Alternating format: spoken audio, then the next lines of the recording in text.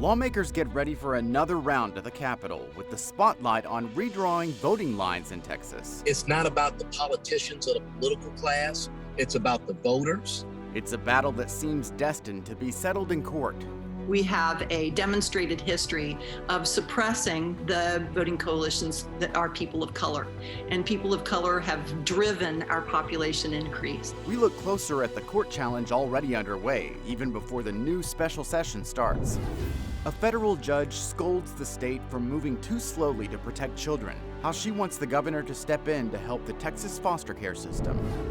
New developments in the plan to build a system to protect the Texas coast from serious storms. It's a trade-off between cost and protection. Why a pared-down price tag could keep the project from providing the protection Texans need.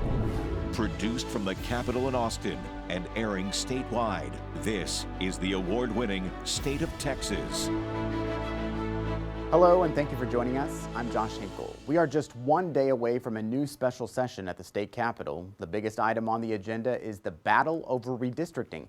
And in Texas, that battle will have an effect on national politics. The census results determine which states gained enough population to gain seats in Congress and which states will lose representatives. Texas came out on top.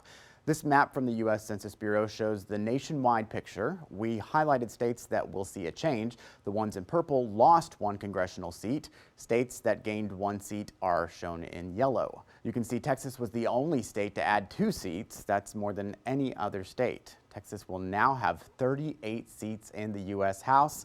Only California has more. The process of redistricting will likely decide whether Republicans or Democrats control those new seats. The outcome will also affect who controls the Texas House and Senate. With the high stakes, we're already seeing challenges in court. Politics reporter Daniel Marin takes a closer look at a lawsuit launched by a Democratic state senator.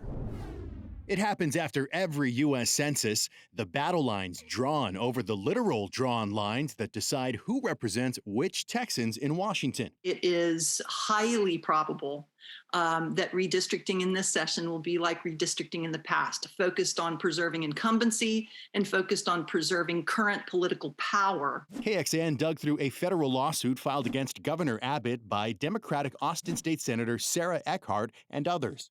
The suit claims redistricting can only be taken up in the first regular session after a census, not a special session. Eckhart is also concerned districts will be carved to silence the votes of rising minority populations. We have a demonstrated history of suppressing the interests of voting coalitions, predominantly voting coalitions that are people of color. And people of color have driven our population increase. But Republican State Rep James White of Woodville says redistricting carried out by state legislators is exactly what the framers of the Constitution wanted. To the folks that are talking about this is about just maintaining Republican control, it's not about the politicians or the political class. It's about the voters. As for the lawsuit, communication and political science professor Dr. Richard Pineda calls it a bit of an early Hail Mary for Democrats. Rather than hoping for the federal courts to intervene, I think that Texas Democrats need to hope that the U.S. Department of Justice, when they certify these maps, intervenes and holds the state of Texas to a stricter standard. Daniel Marin joins us now for Insight. Senator Eckhart filed this lawsuit to try to temporarily block the redistricting process. If they're successful, what would that mean for the voting lines in the elections for 2022? Well, they would essentially just kind of stay the same because remember, there's a deadline to get all of this done. The governor recently signed off on a bill that says they would move the primary date if they do not get these maps completed by November 15th. So if the maps are not completed by November 15th, the primaries slide over to April. From March 1st to April, and then if they don't get them done by December, then these maps will slide over to April. So there is some pressure to get this done, otherwise the maps kind of stay the same. All right, well, moving forward this week, what can we expect as the legislature kicks off a session focused on redistricting? Well, you know this very well. It is always a big battle. Redistricting is a huge battle, so it's going to be very, very contentious. You were saying yesterday that it's kind of a short amount of time, right, to get this done. Usually it takes a lot longer to get redistricting done. It's a big piece of the pie to bite off, and yeah, it's going to be a time crunch, and just expect a lot of contentious. Big issue to fit into 30 days. Exactly. Yeah, another big story you've been following, the question of whether Beto O'Rourke will jump into the race for governor. What are you thinking? We are still waiting to hear from him.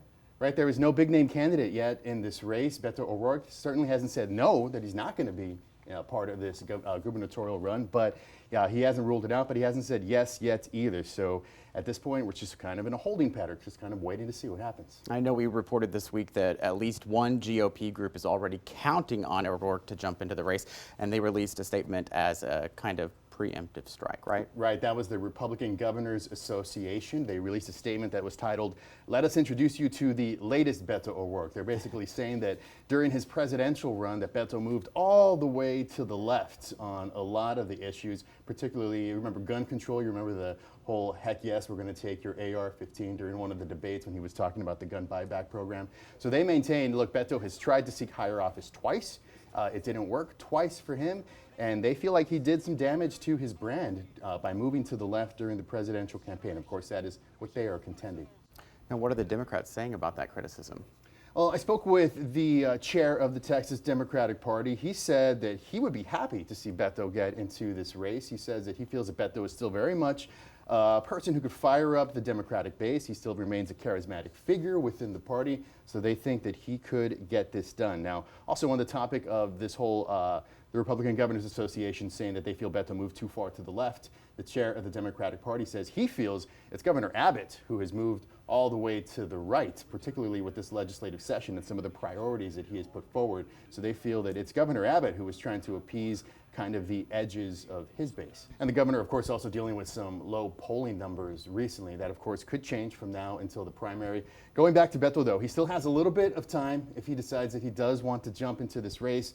You might remember in 2018, that gubernatorial run, the Democratic nominee at that time, Lupe Valdez, she waited until December before the March primary to formally announce her candidacy. That was just 3 months before that primary. So Beto, if and when he decides he's going to do this, he's got a little bit of time. All right, campaign season almost here. Thank you very much, Daniel. What's happening to all these kids that don't have parents at all, or have the parents that are neglectful or abusive? Texas gets called out for moving too slowly to protect children in foster care. How a federal judge wants the governor to step in. A Texas doctor's sudden retirement leaves patients scrambling to secure their medical records. Our investigation looks into how you can get your files if your physician quits unexpectedly. There's new progress on a plan to protect Texas from major hurricane damage. Why the man who came up with the idea now says the multi-billion-dollar project isn't enough.